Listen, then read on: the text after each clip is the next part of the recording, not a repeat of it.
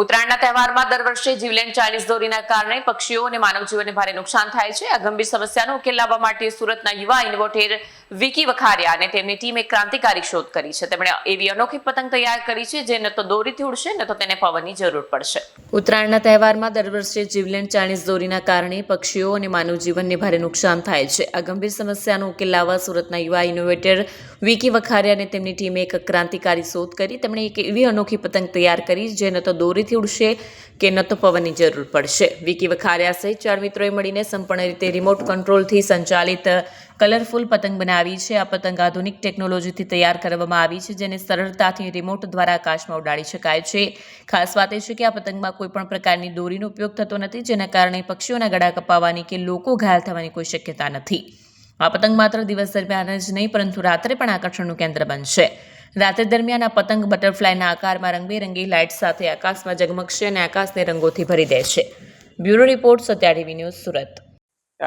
અમે લોકો લાઇટ વાળા પતંગ તો બનાવ્યા છે, એમાં લાઇટિંગ પણ છે અને સાથે સાથે બીજી ખૂબી એ છે કે આ પતંગ એવો છે કે હવા હોય કે નહીં હોય પણ આ આકાશમાં ઉડે અને આ પતંગ રિમોટ કંટ્રોલથી ઉડવા વાળો પતંગ છે. આ પતંગ એકાદ વાર આવી રીતના બેઠા હતા અને જોતા ન્યૂઝમાં સાંભળતા હતા કે કોઈના ગળા કપાય છે, કોઈ પક્ષીઓ દૂરથી લપતાઈ જાય છે અને આ બધું ઘણાની ઈજા થાય છે ને એ જોઈને બહુ દુઃખ થતું હતું કે ભાઈ ચલ એવું કંઈક એ બનાવીએ કે જેનાથી આપણે રિમોટથી આ પતંગને ઉડાવી શકીએ. અને પછી આ રીતે અમને ખ્યાલ આવ્યો. કેટલી મહેનત લાગે છે આ બનાવવામાં? મહેનત અમને શરૂઆતમાં બહુ લાગી, કારણ કે બહુ R&D કરી.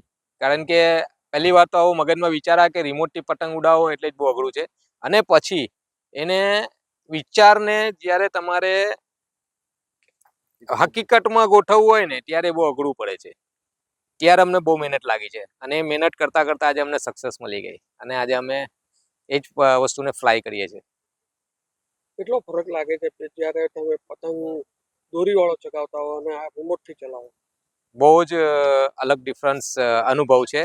દોરીવાળો પતંગ ઉડાવો અને આ રિમોટથી ઉડાવો, કારણ કે દોરીવાળા પતંગથી આપણે અમુક વસ્તુને સ્ટન્ટ કરી શકીએ છીએ, જ્યારે આનાથી તમે એને રોલ કરાવી શકો, લૂપ કરાવી શકો અને બહુ મજા આવે છે અને સ્ટન્ટબાજી સુપર્બ છે. તમે બહાર બી કશે પતંગ ચગાવો છો ફેસ્ટિવલમાં? હા, અમે બહાર પણ ઘણી જગ્યાએ જઈ આવ્યા છીએ, જેમ કે ઇન્ડોનેશિયા છે, યોગ્યાકાર્ટા છે, સિંગાપોર છે, ચાઇના 2 વાર છે. ચાઇના 2 વાર સેકન્ડ પ્રાઇઝ વિનર છું અને બીજું અમે ઇન્ડોનેશિયામાં નરેન્દ્ર મોદી સાથે પણ કાઇટ ફ્લાઇંગ કર્યું છે. સુરતમાં તમે કાઇટ ફેસ્ટિવલ? સુરતમાં કાઇટ ફેસ્ટિવલ પણ અમે લોકો જઈએ છીએ. આવતીકાલે છે જે 10 તારીખે આપણે આજે સુરતમાં થઈ રહેલું છે, ત્યાં પણ અમે આવીશ.